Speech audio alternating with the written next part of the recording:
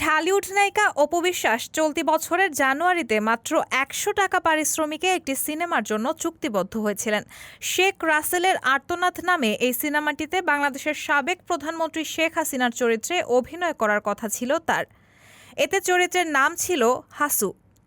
আগস্টের শেষ দিকে সিনেমাটির শুটিং শুরু হবার কথা থাকলেও এবার জানা গেল সিনেমাটি থেকে সরে এসেছেন অপু বিশ্বাস।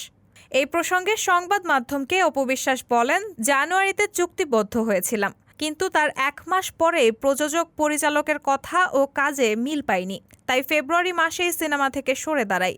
অপু বিশ্বাস আরও বলেন, ফেব্রুয়ারি মাসেই প্রযোজক ও পরিচালককে জানিয়ে দেই সিনেমাটিতে অভিনয় আমি করছি না। গণমাধ্যমে এই বিষয়টি না জানার কারণে কোনো খবর প্রকাশ হয়নি। জানলে হয়তো আরও আগেই জানতে পারতেন সিনেমাটিতে আমি আর অভিনয় করছি না।